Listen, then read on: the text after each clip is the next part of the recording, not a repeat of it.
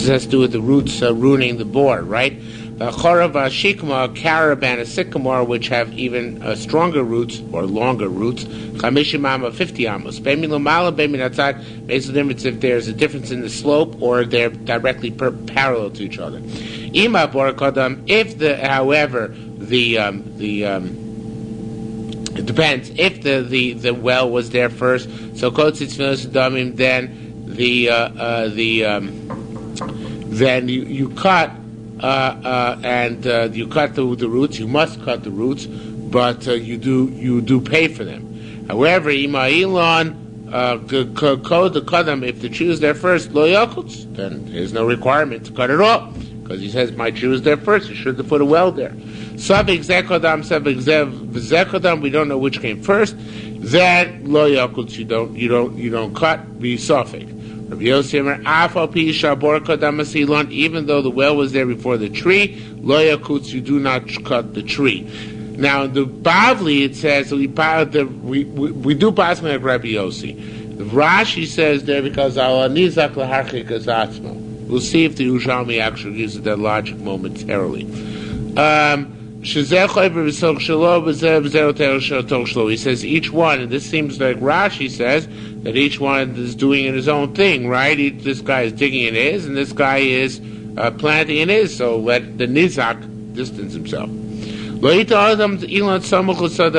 person should not plant a tree next to his friend's field because the tree roots impede upon the growth within 4 amos of the plants on the other side. It's true about grapevines and all other trees. If, however, there's a fence between, each one can put his tree adjacent or grant adjacent to the fence.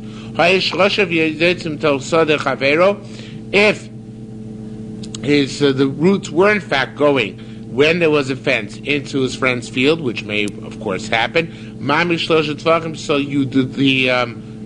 the person who owns the grain has the right to dig 3 tefachim deep into the ground, even though he uproots roots, in order not to impede his plowing.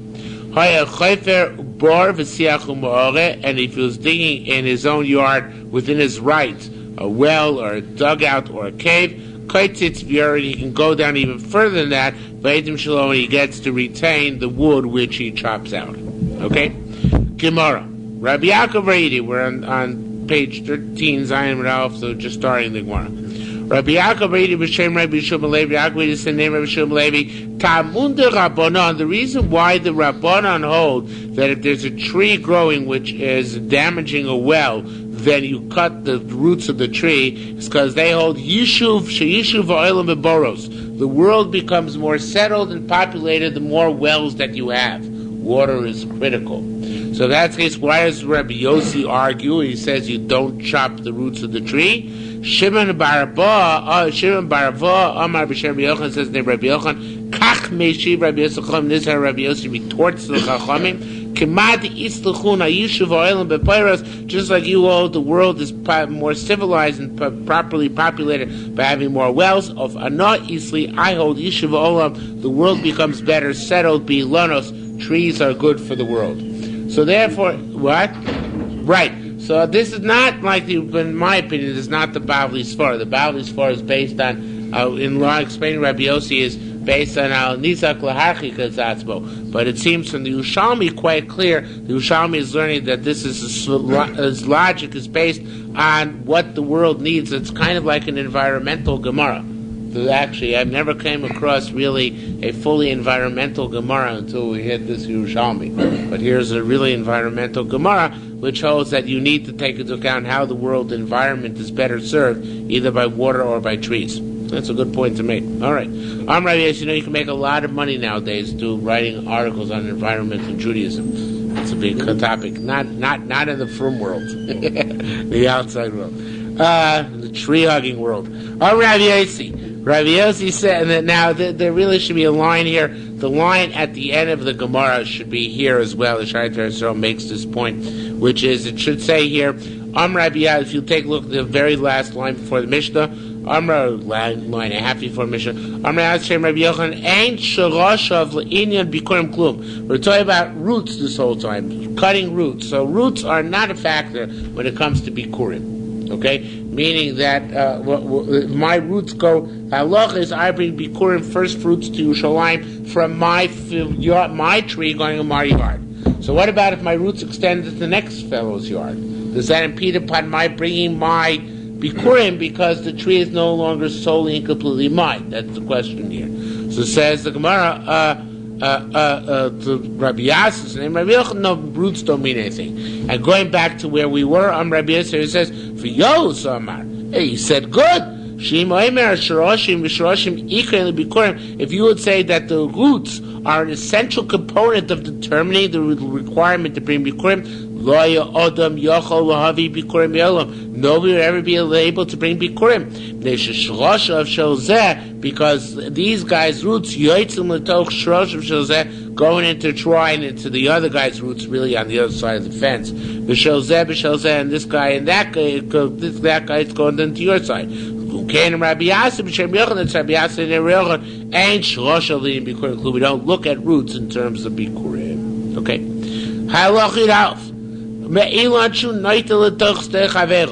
If your tree is inclining over your friend's field, right? Now, there's nothing growing underneath there right now. So, kotetz, how much of the foliage of his tree can you cut? To mole mardea gaber machresha, the amount that it takes you, you're standing behind a plow, the amount that you have to raise your whip in order to whip the animals ahead of you. So that's like this, above the plow. You are in order to they can cut down from the foliage of his tree. Hachorav hashimah, carobs and sycamores, however, their foliage is particularly damaging to the neighboring fields. So therefore, you cut corresponding to a plumb line above your property boundary. Okay, directly up from the property boundary. Similarly, based on shalchin, if you have a field which derives its water from rain, and any orchard, any impediment to the rainwater approaching is a very negative thing, and therefore you cut based on a plumb line. Any tree which extends over your property, which is non-fruit bearing, you cut through on a plumb line basis. Elon, a tree, which is inclining over the Rishus Harabim, kotzeit, so the foliage is cut, to the height which a camel passes with its rider. Rabbi Omer told Pishton Asmaris, the camel is talking about not just camel rider, but one which has, I guess he argues. He says it's one, it's not that high, only as high as it's a camel with cargo. Not because the human being will just get off when they come to a low tree, but the cargo it's hard to take off. No, or you cut the entire tree on a plumb line basis when it extends over Shusraim, lest there be tuma on the other side, such as you have on Niles Carpenter Road. You have tuma, you have the trees which go on one side over a cemetery and the other side over the street. So therefore, there you'd have a problem of Kohanim and people who would want to read Torah passing by. So therefore you cut the trees on a plumb line basis. Okay? The Roman Catholic, across from the Roman Catholic Church, where right after the fork north of Oakton. Yeah. Oh yeah, right. Kohanim can't walk on the sidewalk there. Was that Nile Center, right there. Okay. Says more on Zionim base. Rabbi Yonason, have a doin. This a little bit. I got it to one of these rarities in our Yerushalmi. Rabbi Yonason have a doin to us. Rabbi Yonason, he was a good judge, a good man. There was a certain Roman. He was his neighbor in Chakla Vesa, was in the field and in the house. He was his a neighbor. Rabbi Yonasan a tree, not a Ramai, which extended out over the fence into the Roman's yard.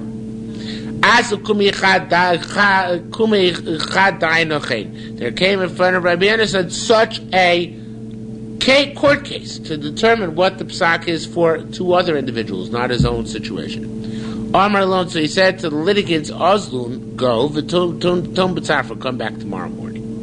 Amar uroime, so his Roman neighbor said, B'gini lo nafag dina. Because of me, he doesn't want to pass in this halacha, because he knows he has a similar situation. Well, l'machar, tomorrow, I'm going to remove his foliage from over me. Why? The chami, I'm going to see hechdina nofik. I'm going to see how the case comes out. In hava doin kolama v'lo doin avshay. If he judges anybody else that they have to remove the foliage, and he doesn't judge himself accordingly, leisu barnosh, he's not a man. No, he's not an honorable man. But I'm going to make sure that he, by the end of the day, does what he's supposed to do. Otherwise, I'm going to embarrass him in public by saying that, how can you pass me for others? You're a hypocrite. You yourself don't fulfill it. Bapti Ramsha, in the meantime, towards evening that same day, Shalch Rabbi Yerushalmi B'dar Nagar, Rabbi Yerushalmi sent for a carpenter, a tree trimmer in this case. Amrei, he said, Puk coats madinota go Roman, go cut down the branches that extend over my Roman neighbor's yard. B'tzafo, and the next morning, Karatz Baldina L'Gabei, he called the litigants to him. Amrei, and he said to him, Coats madinota go didei. It cut what inclines from your yard over to your friend's yard. Amrei Romei, so his Roman neighbor said, Didachma, you hypocrite, what's with yours? Amrei say, just go out and look. Look at it. Kamadi di avadidach. Just like I said here, so too I've done vis-a-vis you. Nafak. So the guy went out. Well, Chamise, he saw that it was done properly, that the Rabbi had taken the initiative. Amar said, Brich elon Yudai, blessed is the God of the Jews, which was a statement we had a couple of times before. Char Isa, a certain woman, this was still by Rabbi Yerushalmi, Ukris Tainim, she brought in figs, and she obviously had a court case, so it was like a bribe. She brought a plate of figs to give honor to Rabbi Yerushalmi. So she brought it into the house. So Rabbi said, Amrla, so he said there, I beg of you, if you brought them revealed, so everybody saw there were figs, bring them out revealed, so everybody will see you take the figs out. If you bring them in, brought them in covered, so people might think there was money in there. Take them out covered, so people will assume whatever you brought in you took out. The low yemru briyas, people should not say, the Norin you have is say that you gave me money, ukras ta'inam, and I returned to you figs. In other words, I don't want people to suspect that you brought me any type of bribe. So if people knew it was figs, so take it out as figs. If people didn't know it was figs, take it out covered, so people shouldn't say that she brought him money and she took out figs from him. And bottom line is he didn't want to be under any suspicion of having taken any bribe or any present. Now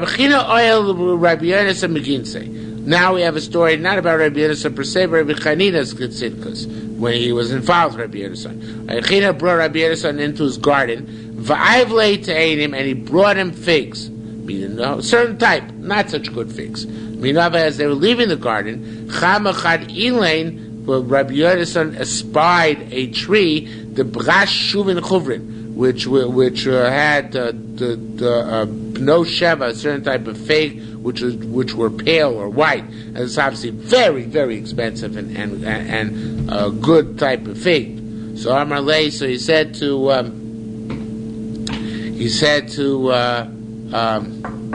Rabbi Yosef said to Rabbi China, Lama lo chlutani min ilain, why don't you give me this better fig?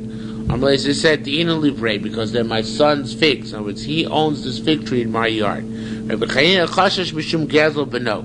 Rabbi China was suspect, do not want to take a chance even in stealing from a son, even though mistama, a son, would be moichel.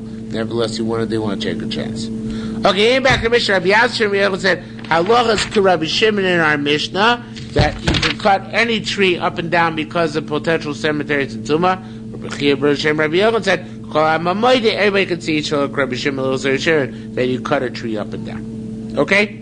Hajlo Chayachbor, new parak, one of the most famous parak, if not the most famous parak in all of Shas. Cheskas Sabat, at least in my opinion. What? I say it all the time. I'm good at hyperbole. Cheskas Sabat, the chazaka of houses. How long does it take to establish chazaka in a house? Boros, wells, sichid, dugouts, moros, caves, merchatzos. By the way, in the Bavli, I think the Cheska Batim is 30 blot. How long is it here? Not too long.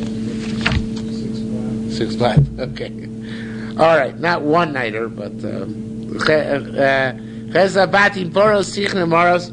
The wells and dugouts and caves and merchatzos and bathhouses, v'shalvochos and topkats, beis abanin al presses, beis shalchin irrigate rainwater fields, which are fed by rainwater. Va'avodim, very good. Slaves, v'chol peros tadir, anything which constantly produces fruit. Cheskos shalosh the chazaka established in 3 years, b'yom liyom, day in day out. So that about.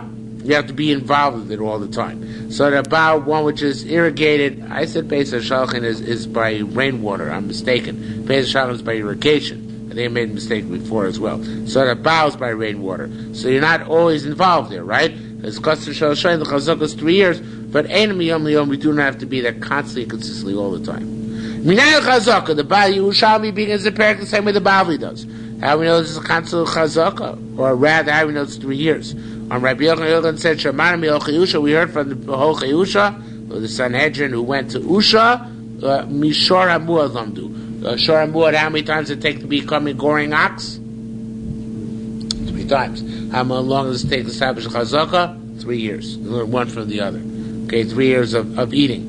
Says the Gemara, Man Islu Shor HaMuad L'Shlosh Yomim. Who holds that Shor HaMuad is over 3 days? Meaning that it's contingent on time, not on episodes. Rabbi Meir holds it's 3 episodes. Rabbi Yehuda holds it's 3 days. So Rabbi Yehuda, well, the Tzniya Tamon, that is not the reason Rabbi Yehuda gives for a chazaka. Rather, it says in the subsequent Mishnah that the Tzniya Tamon, we're going to learn that later this evening. 3 years is in order that if the person who hitherto owned the field is in Spain, Spania is not necessarily Spain, but let's use that anyway. The Yachzik Shon. In Spain, they pronounce the country Espana. Espana, right. But Espana, I think, is actually plays in Asia Minor. Yes, but yeah. But in any event, Espana, it's like Mesopotamia, that same language. Some Espana or something like that. Anyway, so this person is Espana Yachzik Shara that Chazaka should take place for a year. And then they should go and tell him that Yankel is back in your fields in the old country. Will come over the course of the next year. So 3 years is in order that the Chazaka should be 1 year, a year travel, and a year return. Over 3 years, now you do a shtar board. Shimon Bar Abba B'Shem Rabbi Yochanan said, Shimon Rabba said in the name of Rabbi Yochanan, HaMoicher Tapo Chesed Rav. HaMoicher Bais Chaver, somebody who sells a house to his friend. Came and Shemasla Maftech, once you give him the key, Kana. It's a valid kinyan. Now, there's some who say that the mysterious Maftech giving the key is actually not the kinyan, but rather it's permission to acquire, right? It's like saying, Lech Hazeku Kni, go, take hold, and acquire. But the Pashim Shah in this Gemara is that this is actually the kinyan, right? Okay, Pnei Moshe says that it's as if he said Lech Hazeku Kni, but the Pashim Shah is that it's the actual kinyan. In any event, Rabbi Yam Mishem Rabbi Yochanan said that somebody sells his friend a house. By the way, the payment must precede these acts. Okay? Actually, I'm not sure about that. I take that back. Scratch what I just said. Even the payment is afterwards. You can know the payment. Once the buyer has put in it fruit kana, that is, the house is acquired. Or specifically fruit which is supposed to be piled up. Now, Lieberman gives a very nice shot in this. He says, it's a pliya. So it seems to be very astounding, Yerushalmi, because Lamaisa, we pass in order to acquire a house, you have to do something with the house. You could have piled the fruit out right outside the house too, right? So what is piling inside the house using the house? So they said this story about fruit, real tzitzaver means fruit which must be safeguarded. The type of fruit that if we're left outside, you have to hire a watchman to watch it. So when you put it inside, that's using the house. Why? Because the house is safeguarding it. It brings a parallel from Yerushalmi and Soita. Yerushalmi and Soita says that the guy who just dedicated his house, he can go back from war. He doesn't have to go to war. So it says there if when he locks the house, if there was inside objects which normally he would stop working when other work in order to watch, that's considered to be dedicating the house because he's using the house to save him work he would otherwise have to do, right? So if it's a type of fruit which you would just leave outside like grain, people don't usually store it inside, and you put it in the house, that's not going to acquire the house view, nor is it considered to be dedicating the house. But if you take fruit, say apples, which if you left it outside, you would watch it, and you brought it into the house, so then the house actually makes a kin, but the house is acquired thereby. Okay? Rabbi Yochanan B'Shem Rabbi Yanai said, once you sell your friend a well,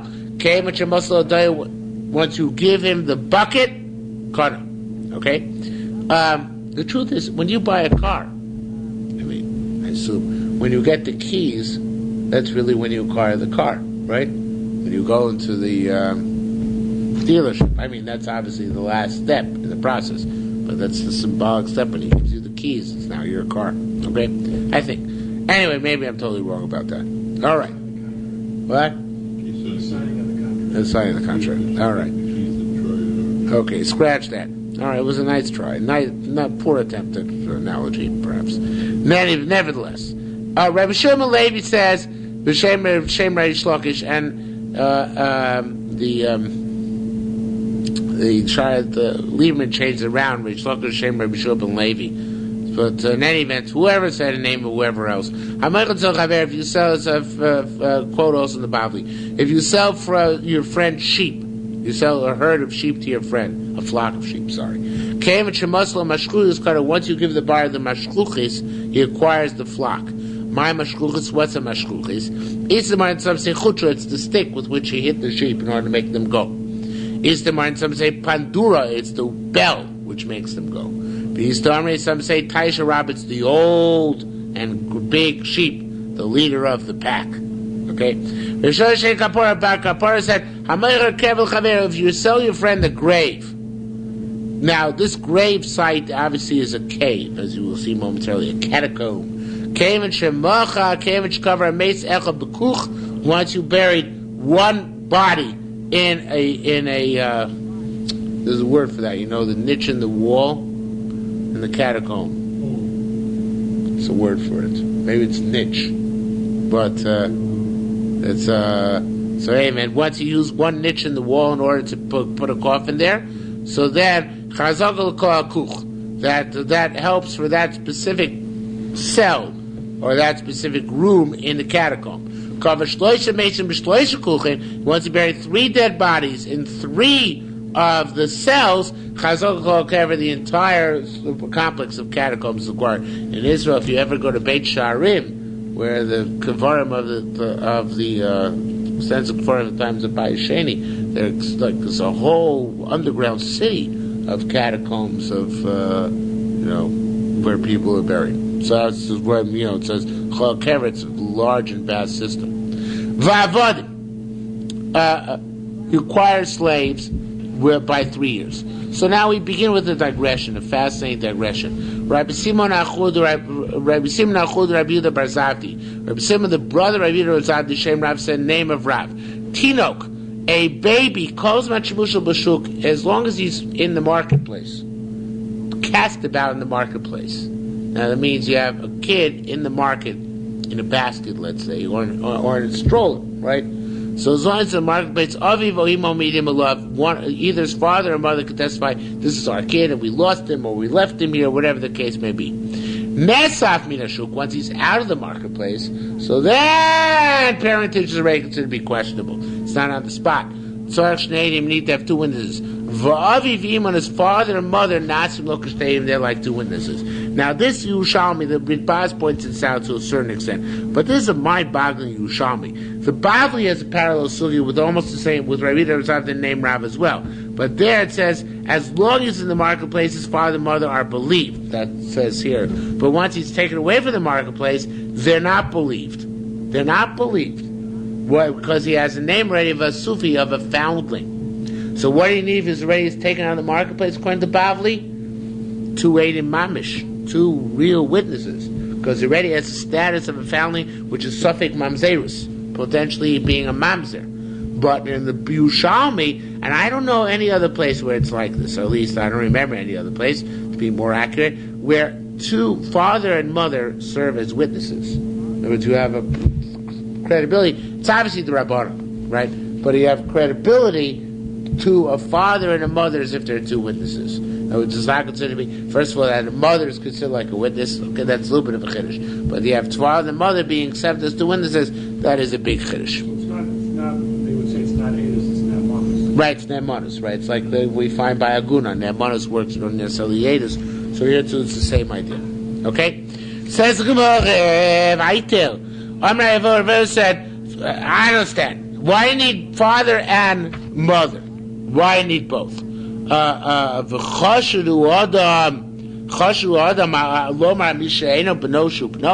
think the father by himself or the mother by herself is going to lie? The 2 you suspect that they're going to say about something who's not their kid, that his kid. Says more Dilma b'nichsei Geri Samers. Maybe it's talking about by the property of a ger. Now, what does it mean by the property of the ger? Some people even take out this line because it's very weird. But the Vilna Frank gives a nice pshat, and Lieberman likes this pshat, which is that maybe what it means is like this. Maybe we're talking about a case where you have a ger who's Megayer, and he has kids, but we don't know if the kids were born before he was Megayer or after his Megayer. If they're born before his Megayer, they can't inherit him because they're not really biological kids. He was born after his Megayer, so then they can't. Welcome. So better late than never. We do have a spare Yerushalmi, but I'm not sure if it's in the room right now. Let's see. Okay, so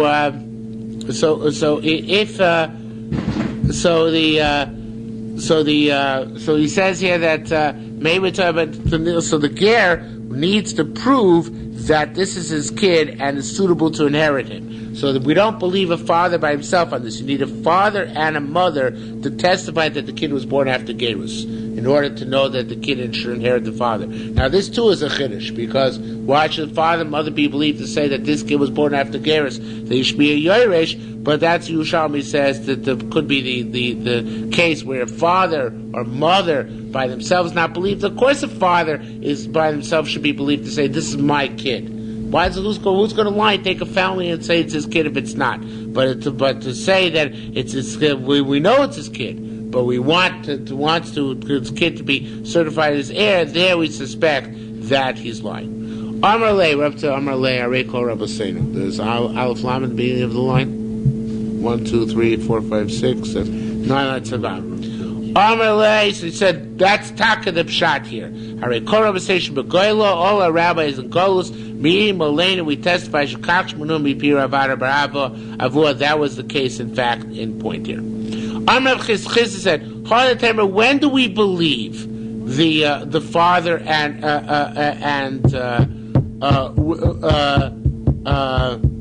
when do we believe one of them, either father or the mother, that this family is their kid? And we don't need more testimony. Betino Shena Margi, a child who's not mobile. In other words, he's stationary. It's in a basket. Avotino Kamarkia, a child who's mobile. Hodu Dam Rabbi Yochanan. In that case, we apply Rabbi Yochanan's stahalacha, which is that even though it's talking about animals there, but saying by kids, Agolim Musyochim. If you have calves and young donkeys, Hamakapsi Mokom Lamokom, which jump on their own from place to place, Elam Chazaka, they have no Chazaka. Why don't they have chazaka? Because Lemaisa, who knows who is the guy who's holding on to them really owns them? It could be these calves came around their own volition. So too, if you have children moving around in the marketplace, they're mobile, then in that case we suspect that the father or mother who says it's their kid is in reality not saying the truth, unless you have 2 witnesses. However, in this case we did say the father and mother together would indeed count as 2 witnesses. Okay? Says the Gemara further. Rabbi Yasser Shem Yochid said, Shtei Sodas, what's our topic of the property which belongs to a ger? This is totally irrelevant to our sugi over here, but we're on a tangent. Shtei Sodas Menichsei Ger. If you have two fields which were left over by a ger who died. So, of course, after a ger dies, what happens to his property? Becomes what? If he has no heirs? Hefker, right? Hametzer ben Asayim, and there's between them some sort of ridge, which is separate from the fields. It's a boundary. The boundary is like a hedge or a ridge, something which divides the fields. So, Tolash Me'achas Me'em, if you want to acquire these fields, and you plucked some fruit out of one of them. Now, normally plucking fruit doesn't make a kinyan. In order to make a kinyan in a field, you have to usually do something to enhance the field, not just come in and harvest. But by property which belongs to a ger, since it's really hefker, it's much easier to acquire it. Okay, so even achilas peros, even eating the fruit of the field is sufficient. But if you ate from one field with the intent of liknos chavetza, to buy the second field which is adjacent thereto as well, liknos hametza, but not to acquire the hedge or the ridge in the middle, he niknes chavetza and niknes. You only acquire the field which you made which you plucked out, harvested, not the field adjacent thereto.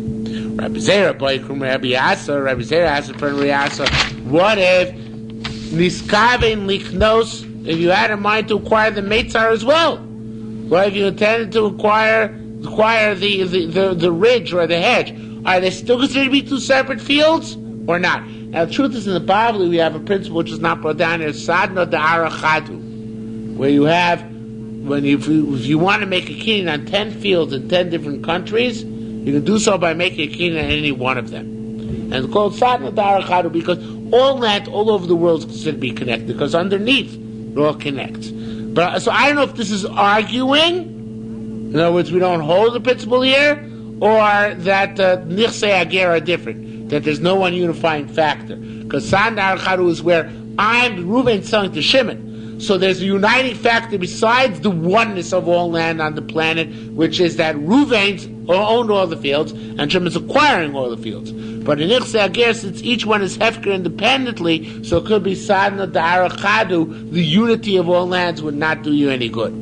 So the Gemara asks, what if these goblins, those hametzar, want to acquire this field and the ridge or hedge in the middle and the other field? B'sara minei.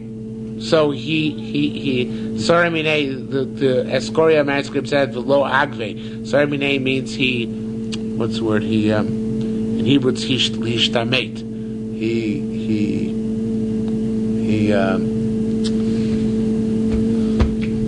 He left the room, basically. In other words, he avoided answering. He didn't want to answer the question, and he didn't respond to him. In other words, he didn't know the answer, so he didn't give the answer. We don't know in that case whether you can acquire the two fields by making kinyan one if you had in mind to acquire the hedge in the middle.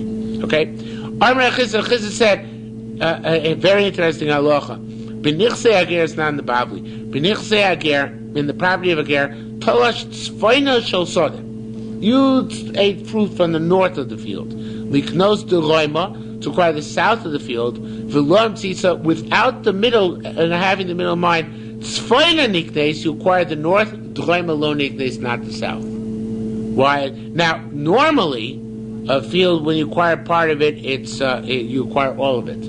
But in Nichsei Ager, it doesn't work that way. If you acquire part, and you had in mind another part, it has to be contiguous and continuous. Now, the Pnei Moshe points out, very important, Pnei Moshe says, so about a specific field which has no naturally defined borders.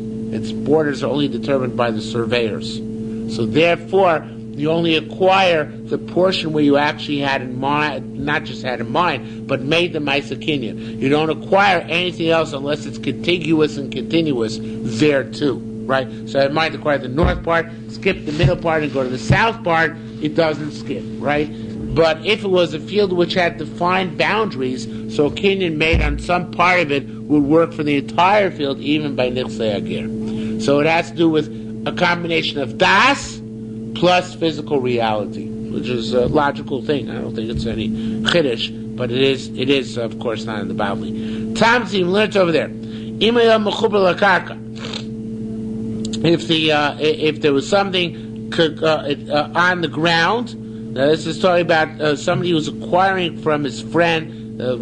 So we haven't had this case. It's a case later, Bava Basra, where it says if you had something growing on the ground, specifically flax, and you plucked it from the ground, and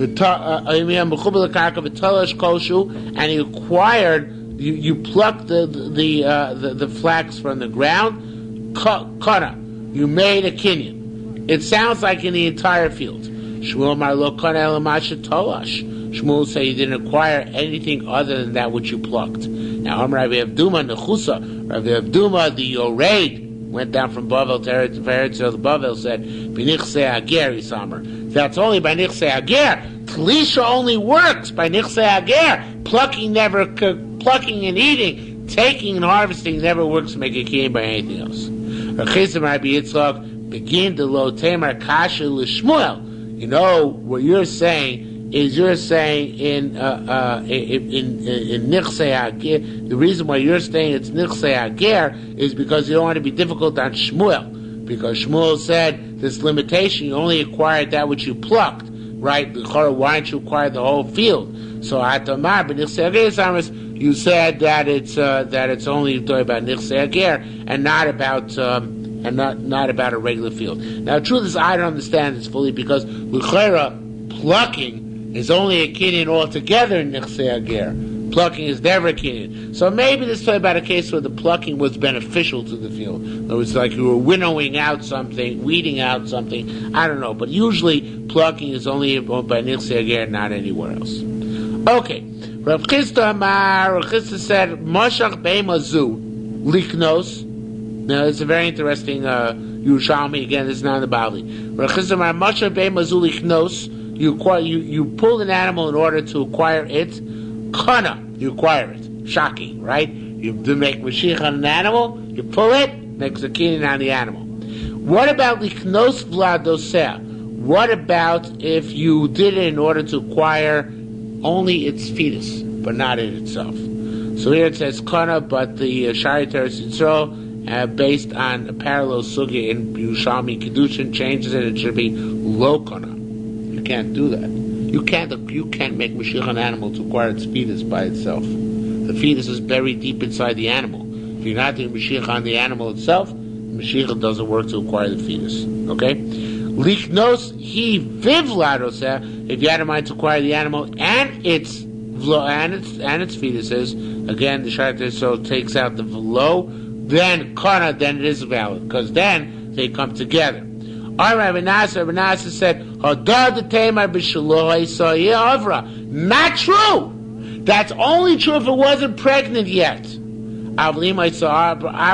it was pregnant, in other words, you want to acquire the womb and what's going to grow in the womb. But if it was pregnant already, also so you know what? Mashiach on the animal works even if you're not acquiring the animal. You only want to acquire the fetus. Why is that? Because I can do Mashiach on an animal in order to acquire its leg. I don't have to acquire the entire animal via Mashiach. Mashiach is an active kinyan. It can work to any part of the animal. So to the fetus, they made it like it's one of the limbs of the animal. Now there's a long, one of the Achronim on the Bava Yerushalmi has a long discussion here. Because Lamaisa, there's a question of Davar Shlo Ba'olam, not Davar Shlo Ba'olam, but whether it exists or doesn't exist. But the Pashut Pshat here is that if it doesn't yet exist, then obviously you can't make a kinyan on it. If it does exist, then you can make a kinyan on it by itself. It's not a Davar Shlo Ba'olam because it already exists an independent entity, and you can make a kinyan on it by doing Mashiach on the animal itself, just like acquiring its leg. I don't know if this is related, but I would assume that if we see over here that we look at blood as some kind of organ of the mother, and therefore... No! You say just the opposite. Opposite. If it would be uber alive Yerachim, it would be easier to make a kinyan. No, you're right. You're right. If you say uber Yerachim, just like you can acquire the thigh, right, you can acquire the kid. But if you say uber lav Yerachimo, so there's no way to get at the kid as a separate entity within the mother, so there's no way to get at the kid to make a kinyan on it. Right. That's very good. That's a good analogy. I know the Yerushalmi doesn't make it, but you're right. It's a valid point. Okay. Says the Gemara, Vatani, Now, a lot of the Achronim here changed the girsa from Hotani to Tani. Because, like I said, it's a separate statement. It's not continuous to the previous statement. It's interesting. Lieberman here makes an interesting point, which I never saw. I don't recall seeing made before, which is that Tani in the Yerushalmi doesn't indicate necessarily as a brisa. Have we noted that in the past? That Tani, what? Yeah, he says Tani also, Tani in the Yerushalmi, in the Bavli, Tani or Tanya would always indicate a brisa is coming up, right? But he says in the Yerushalmi, Tani can also come up before the statement of an Amoira. Okay, I don't know. I'm not sure why he feels that way about this specific case, but that's what he says. Tani,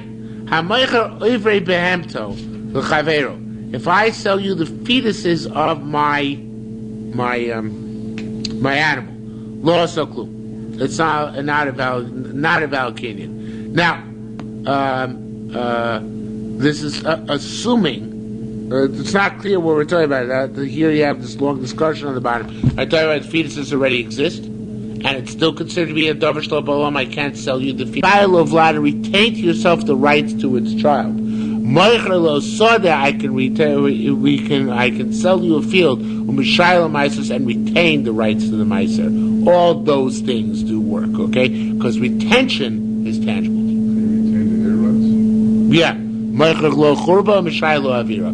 You can sell the churba and retain the air rights. Where does it give you The right to build in. No, it's a ruin, right? It has, so I want to build into the airspace of that ruin. So that's what it is.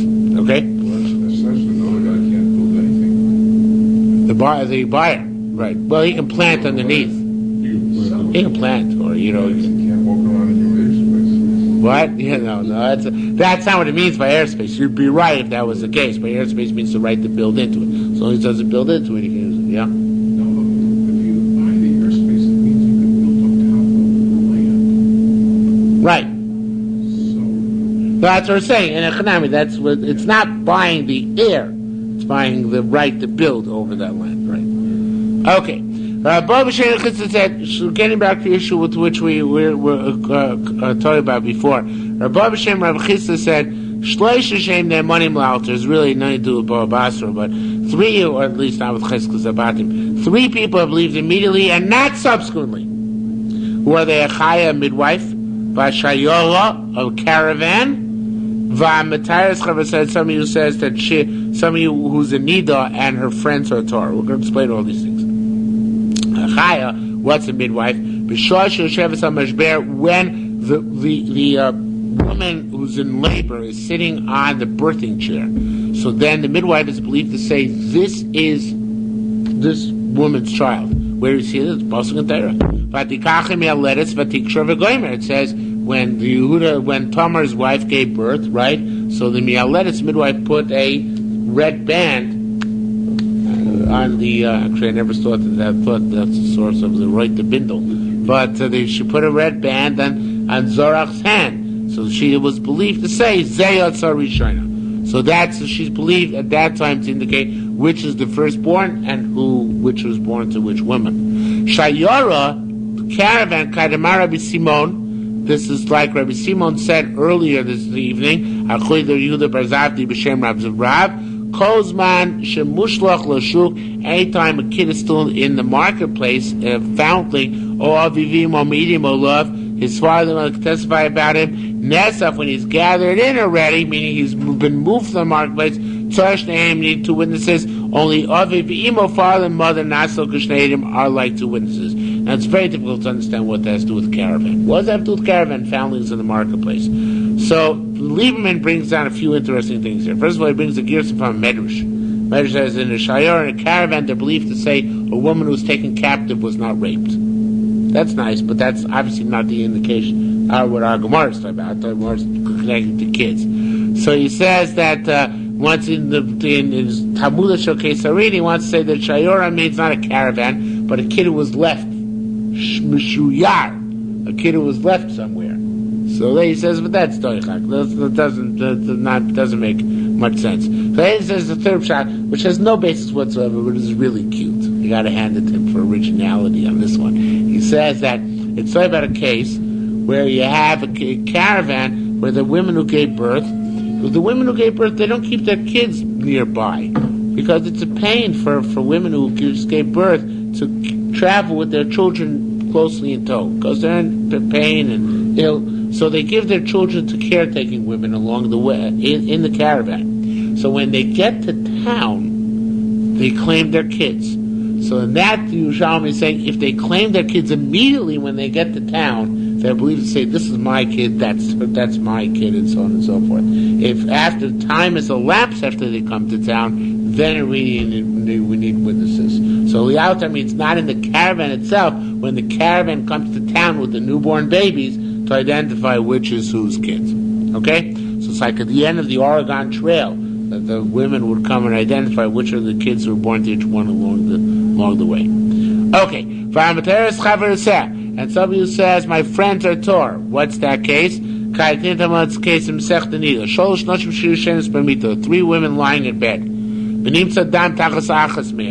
If there's blood underneath one of them, we don't know from whom it came. Kulan Tmeas are all considered to be Tame. We don't know from whom the blood came. They're all considered to be Nida as a suffix. If one of them checked and found that she's actually still bleeding, she's a Nida, she's the one we assume is Tame. All the rest are considered to be assumed. The other 2 or more are considered to be Tar. Rabbi said that also must be La'autar. How does he define La'autar mean? Within the first 24 hours. Within 24 hours of having lain in bed, they have to find that she was the one who was in need of the whole time. Okay, halacha base. Rabbi Shmuel says Chazaka doesn't require a full 3 years. 3 months in the first year. 3 months in the last year. And 12 months in the middle. How much is that altogether? 18 months. That's sufficient. 1 month in the first year. 1 month in the last year. 12 months in the middle. 14 months. Shmuel said, when is this all true? In a grain field where you're planting 3 years in succession. But if it's a orchard, then it can go even quicker. Konas is so if 1 year you at one year you did, or one cycle you did tefua, that's whatever harvest of fruit. Another year, another time, Mazazesa, you took in your olives, and the third time, that's also I assume means grapes. The second time was olives. Konas is kaitzav. The third time, that's what Pnei Moshe says. And the third time you did figs. In other words, you were able to squeeze in 3 crops in no matter how quickly they are. So it's regular to be 3 years. Harei l'shol shayim. Shmuel said, Zudi Rabbi Shmuel Rabbi Akiva. I'm just Rabbi Shmuel Rabbi Akiva. Al Chomri say no. Shlosh shanim cuts here. 3 years of harvesting. 3 years of harvesting wheat grain. 3 years of harvesting grapes. 3 years of harvesting olives. In other words, you can't switch crops, which will go quicker. Go from grapes to olives to figs, but it has to be 3 cycles of the same thing over and over again, which takes obviously longer. I know exactly how long. But be that as it may, Rav Amar Zudiver Akiva, that's Shmuel's opinion. The Shmuel Rabbi Akiva argue with Chachamim in that matter. But Rav's opinion is where we paskin al Chomrim Shlosha Shanim Me'etz Leis 24 hours. 365, 24, 724, however you say it. So it's got to be 3 whole complete years. The way we paskin. Quote Rabbi Shmuel Bar Machman Amar B'Shem Rabbi Yonasan, Kishem Shchalukin Kach Chalukin B'Shnei Elio. There's for some reason, a lot of different interpretations of this, but Elio had a famine come on the land of Israel for 3 years. That was in one of the Haftorahs, and the times of Achav. So how long the 3 years was the same machlok as we have in our Mishnah? Was it 3 years mamish? Was it 18 months? Or was it 14 months? Amar Chayachira said, there's one thing, Mark did not mention the people who read since Chazak is in 2 years. no, that's not Chizkas. No, not. It's only in the Zika? Oh no, that Chazak is only to establish a pattern. Like, In the Zika. Yeah, it's not by Nezikin, yeah, not over here, or by other things, Katlonis, to establish a pattern, but not this case. No, it doesn't apply here, because this is like a cert bilus, is a different type of chazaka. Okay, now, this statement in brackets should really be after the next Mishnah. So let me read it after the next Mishnah. There are three lands in terms of chazaka. Yehuda, Evra Yarden, Megolil. Hayab Yehuda, if a guy was in Yehuda, Versi Megolil, and the guy was taking another usurper, was establishing chazaka on his field in Golil. Begolil, the guy was in Golil, Versi Yehuda, and somebody was usurping his field in Yehuda. And chazaka, tzad chazaka, chevi mo b'mdina, unless they're in the same country. It says not true. The reason why 3 years is in order to travel from country to country.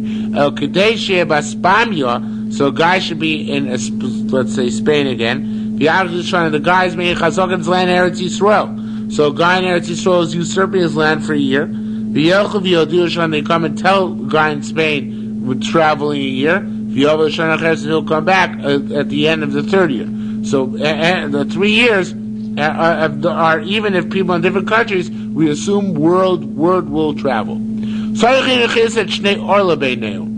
this, there's nafkamina of Shnei Orla. There's an interesting thing. The way the somebody explains it, the Mashbiach, which I think is gives a good shot. So he says, if you hold the concept of chazaka is based on eating fruit, then Orla doesn't count. During Orla years, you have no right to eat the fruits, right? So it makes no difference. And even if you ate the fruit, it's meaningless. It doesn't establish chazaka. But if you hold 3 years is purely based on what the Bavli says, which is assumed to be the reason of Yehuda, that for 3 years the guy watches his shtar, right? He watches his document not to lose it, right? And at the end of 3 years, he does allow himself to lose it. So then it makes no difference if the guy during those 3 years, it was Orla years, Lamaisa, he should have kept his document for the first 3 years, and if he lost it during the first 3 years, no matter what the guy in there was doing, whether it's eating or not eating, he loses chazaka after those 3 years up, even if those years were Orla years, in which don't count in terms of the eating. Okay, let's turn the page. Rab says, B'shas chayrim shanu. Rab says, did you daven Marvin? Okay, so we're good. Rab B'shas chayrim shanu. Rab says we're talking about when is there no chazaka from country to country? When the Rabbanan says no chazaka from country to country? When it's a time of emergency, meaning that people can't travel from country to country. But otherwise, word travels. Rav Amar. Now here, the Girsa in the Yerushalmi is the opposite of the Bavli. But the Pesharite so changes the Girsa to fit with the Bavli. And after looking at this carefully, the Gemara flows much better if you learn like that. So I'm going to learn like this. So let's reverse Shmuel and Rav here. Shmuel's in the next line, Rav's in this line. Okay, let's reverse them. Shmuel Amar ein chazaka leborech. If somebody fled, so you can't establish chazaka on his property because he's afraid to protest. V'lo me'eretz eretz, nor is a chazaka from land to land, no matter what, even if it's not a time of emergency. Rav says yesh chazaka leborech. There is a chazaka for somebody against somebody who fled. You should make him a chor. He should protest wherever he is. V'yesh chazaka me'eretz eretz, and there is chazaka from land to land as well. Okay. Amar Navitzov said, "Kroi Messiah l'madam ar Shmuel." The pasuk attests that what Shmuel said. And remember, we changed around Rav and Shmuel. So Shmuel is the one that says, "Ein chazaka l'borech." Where is there such a case? So the case is like this. Vayitein lo hamelech sritza echad v'gomer. The king gave her servant. Now that's meaningless. What happens like this? Okay, sorry, I'm not very familiar with, to be honest with you. I haven't learned Malachim based in many, many years. But the case like this, I learned from Pnei Moshe. This is not brought down the Bavli at all in this case. Case like this, there was, remember the woman, the Shunamis, where Elisha, I think it was, brought her son back to life? That's not the end of the story. The end of the story is that eventually people got up and her husband died. And she had to flee because people said that her kid was really a foundling and not the husband's kid. So therefore she had to flee, and she left her country for 7 years. At the end of 7 years, people had already established squatted in her land and taken it over. So when she came back, she complained. So she went to the king, and the king gave her and her son back the lands. Now, there are two ways of learning that. It says it's proof to Shmuel, but remember, we changed what Shmuel said. So there's a whole discussion here. The king gave her back her lands. If you hold it's a proof to Shmuel, as it is in our Yerushalmi, that there's a chazaka to a person, even though they fled, so it means during the 7 years she should have protested. It's true she had to flee, but she should have protested.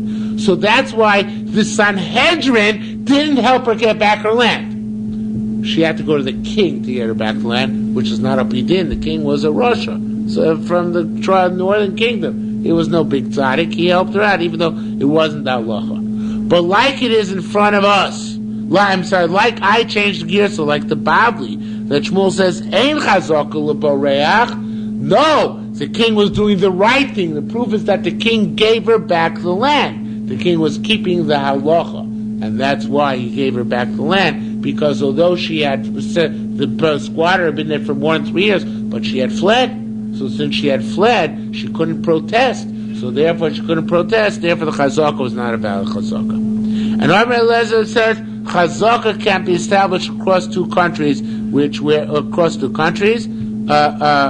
according to Shmuel, afilu b'shtei aftanios, even two districts which are near to each other. Shloimi v'neviru, v'yardei mafsik ben asayim.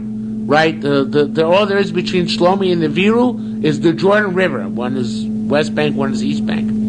And and he stands there on the Jordan. And he sees somebody sitting in his field, taking hold of his field. Holding should be kishalo, holding onto his field as if it's his. Ain't a chazaka, it's still not a chazaka. In other words, he doesn't have to protest. Unless until he's the same city, the same country. Only then do we say if he didn't protest, after 3 years he loses the rights. Rav said, Ikar chazaka achnosas peros. The primary component of chazaka is gathering fruit from the field. Says, what?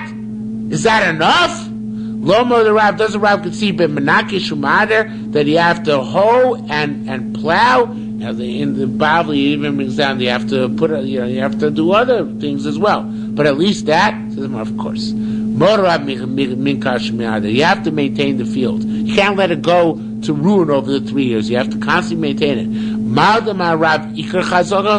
What do you mean the primary chazaka is achnosas peros? It means elashim ro. So even they saw him doing everything: choresh, plowing, kotzer, harvesting, ma'amer, bundling, dash.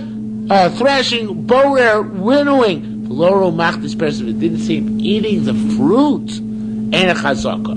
It's not chazaka achnosas peros. And the Rishonim explain on the Bible, you know why achnosas peros is important? Because when a rat irks the other person and provokes him to protest what's going on in his field, is seeing somebody else eating crops from his field. So it's essential. After all is said and done, no matter what he did, he also ate crops for 3 years. That is an essential component of chazaka. Another thing Rav said. Rav Mar Iker Chalitza is really far afield. Rav said the primary component of Chalitza, when a woman does Chalitza on a man, is Ataras Ratulos, is taking off the shoe, loosening the shoelaces. Says, what? Loken and Rabbi Bava Basra didn't Rabbi Bas and Rabbi Yura and Rabbi Zrika and Mati. He said it b'shem Rabbi Rab named Rab. If she did Chalitza and did not spit at him. She removed the shoe but didn't spit. Or she spit below chotza and didn't remove the shoe.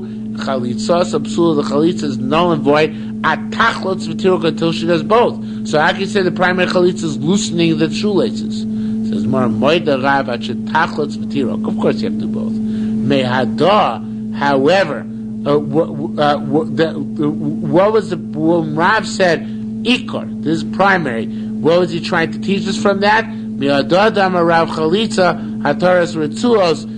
that which Rav said, for Rav, there's something missing here. From that which Rav said, the Ikar Chalitza is Hataras Ritzuos, what the Pnei Moshe explains, and what he meant to say, and perhaps this line is missing in the Gemara, that you don't have to take off the shoe altogether. You don't have to take off the shoe completely in order to fulfill Chalitza. What you have to do is untie it.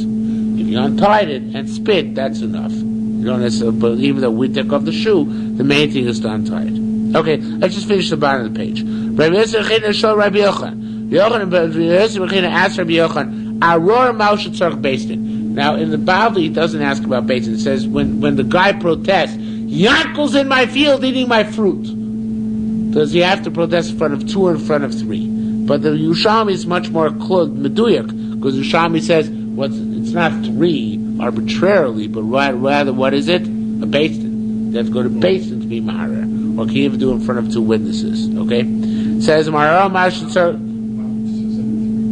What? Bavli's Mashal any 3 people, right? So our Maush Tzarech Beistin. Although it's ambiguous, but based on Yerushalmi, it's much clearer. Rabbi Yosef Sherbi Elot says Aror. Now here again, changing the girsa like to fit with the Bavli. Aror Tzarech Beistin. Okay, it requires a Beistin. Some say Rabbi Yosef Shol Talmid of Rabbi Yochanan. He asked the students Rabbi Yochanan, Aror Maush Tzarech Beistin. Aror require Beistin. Rabbi Yochanan said Aror ain't Tzarech Beistin. It doesn't require Beistin. Shmuel says, like that, Afilu Aror Imo Bifnei Palim, even if he protests in front of his workers, not in front of Beistin, Aror, it's about Aror. However, B'tzarech L'orer Kol Shol Shonim, you have to protest every 3 years. But let's say you're away for 9 years, so you have to protest within every 3 years. Okay? Which is actually the way the Bavli paskins, but it seems Yerushalmi is not so happy about this. Kilu Bar Menim Havli Uvda. You don't even have it had such a case. Vavu Dayoneh and the Dayonim. I've never seen this before. They record who the Dayonim of the case were. It's like case law. Chilkei Bar Tuvi, Ravuna, the Chiyah Barav. Those are the 3 judges who sat on the panel. Amar Chiyah Barav. So Chiyah Barav said, "V'chein Amar Abba," and so too said Abba. I guess he's saying the name of his father. Became a Sharma Shlosha Sharm Rishonim Odein Tzarech L'Orei Lov. Once you protest the first 3 years, that's it. You don't have to protest ever again. Okay? Now, the Tani came. We have a brisa like this. Although the brisa here is messed up. The Gilin Ephraim at the bottom brings the proper girsa. The Ephraim all the way in the bottom of the Gemara. All the way to the bottom of the page. The Tani came like this. A guy was eating a field for 6 years. Varar. It's a typo here. It says Adar, but we are, and he protested Shalosh Sharm Rishonos during the first 2 years. Uvachroino. Yet after the second 3 years, the person in the field, the person who took all the usurper said, "You sold to me. You gave it to me as a gift." And the proof is for the last 3 years you haven't protested, right? If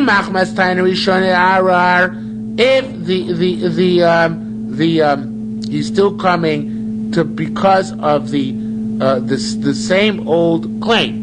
It's the claim which supported the first 3 years. He's using to support his second 3 years, and a chazaka. It's not a valid chazaka. Why? Because once you protest during the first 3 years, on that claim it suffices. Now, if the guy who's squatting in there comes up with a different claim for the second 3 years, then Takia, the guy has to protest the second time around. But if it's all the same claim that 6 years ago he sold to me, then once you've made one mechad, that suffices. Shama Shmuel, I'm continuing the Gilin Ephraim. Shama Shmuel v'amar, he says, Imizu einu mnichim Gedolei Eretz Yisrael klum. Shmuel said, not true. If you pass that way, you don't leave the Gedolim of Eretz Yisrael anything. Now, who are the Gedolim of Eretz Yisrael? We had this back in Bometzir. Who are the Gedolim? Who are the Gedolim of Eretz Yisrael? When the Yerushalmi says Gedolei Eretz Yisrael, who's it referring to?